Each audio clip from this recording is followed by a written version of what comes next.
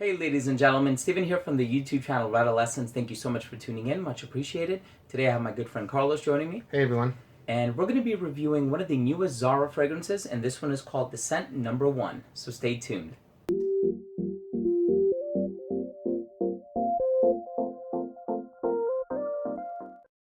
Zara, I think people nowadays know that they make kind of really inexpensive renditions of more popular designer fragrances. I know they have a clone of Ultramall, they have a clone of Invictus Aqua, they have a clone of Valentino Uomo, and this one is a clone of a very popular niche fragrance that they've actually cloned in the past. So I'm surprised that they're sort of repackaging it and rebottling it into a new release. Okay. And so, what has your experience with Zara been?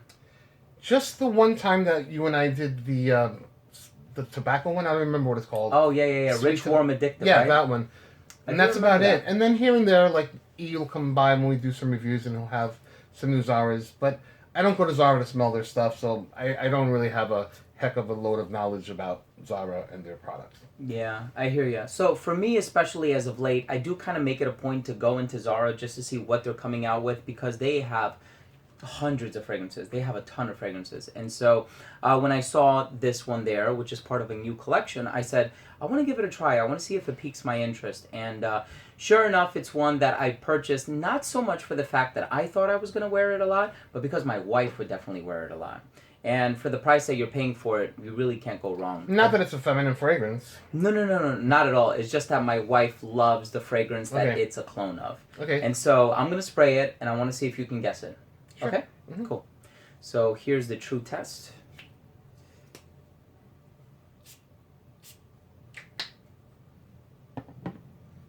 Here you I already are. know. Downwind. What is it? Santal 33. Yeah. Let me see if it stays. It's All Santal right. 33, clearly. Yeah. Well, you have a 100 ml bottle of Santal, so you like that scent. I do. Yeah. So, okay, so this one is a clone of Santal 33 by Le Labo, or it utilizes a very similar DNA, genetic makeup, aromachem, whatever you want to say. And this one does possess that similar sandalwood note or ingredient, but it's done a little differently. It's not quite as bright. To me, the Le Labo Santal 33, Le Labo Santal 33, it's got an effervescence about it. It's very bright. Like, almost a little... It's bright, you know what I'm saying? This has that aroma of the scent, yes, but it's not quite as bright. Right. To my nose, anyway. So Santal 33 is, of course, a fragrance that does get a lot of respect. A lot of people, it seems like that is the one fragrance that they definitely know of when it comes to the French niche house Le Labo. They are located in New York on Elizabeth Street. That is their Soho boutique. And I own many of their fragrances, including Santal 33. 1, 2, 3, 4, 5, 6, 7, 8, 9, 10, 11, 12. 12. 13, actually. Okay. Yeah, because Santal 33 is not there. Okay. So I have 13 fragrances from the house. Do you have another 13? I do not. Okay. No, I had a generousized decan a while Cool. back. But so this one I picked up just for the fact that yes, it does smell quite similar. Obviously, it kind of lacks that richness that you get from Santal 33, and I must admit, Santal Brightness 33. is the word. Not, it smells like it. Both, I think, right? Yeah, a little bit of both. Yeah. I'd say. But you're right. I do get the brightness from Santal 33. It opens up quite prominent, and you can tell somebody is wearing it. It's loud if you over apply.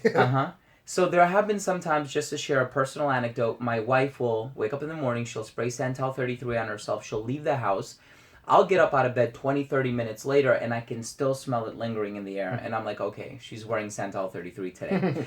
Now the drawback with this one, regrettably, is that it doesn't last. Okay. It just doesn't last. I wore it a couple of times to work, and my wife wore it a couple of times to work, and she was actually the first one that brought it to my attention that doesn't last. Wife knows about longevity game. All right, Jen. And she was like, smells great for like the first hour. And then she goes, I couldn't smell it on myself anymore. And she has a coworker that has a very strong disdain for Santal 33, just cannot stand it. And she goes, oh, you're wearing that, I don't even know what she calls it, like a raw chicken scent or something like God. that. It's pretty bad. But she did not get noticed when she wore this. And truth be told, the longevity on this one is really only 2 or 3 hours. Yeah. Listen, some expensive fragrances only last 2 to 3 hours. True. So at least this is not a major investment, and you're paying $20 for a 100 ml bottle. I think Yeah, this for the is. most part. Yeah, the concentration is a Sorry. bit weaker if I'm not mistaken. I believe this is, I'm sorry. Yeah, it's an eau de toilette compared to the eau de parfum that you would get with Santal 33. But despite that fact, you are going to get quite a similar smell, not as bright and certainly not as warm as Santal 33, and it's not as complex. There isn't as much going on in there. But for a clone, I would say they did a pretty decent job, right? Did you say the name? The scent number one, yeah. Okay. Only in the intro. All right. Yeah. Okay. So a lot of the names for Zara fragrances, I think, are kind of not forgettable, but I think they're kind of confusing. So they'll have man or man gold, or it'll be like a subtle variation. And with this one, scent 1, scent 2, scent 3, it's easy to get them confused. But I think with a lot of the newer ones like Ambrox, I think that that's a pretty cool name and that's quite memorable. So I see them heading in a direction that's a bit more profitable. But as it stands, solid clone.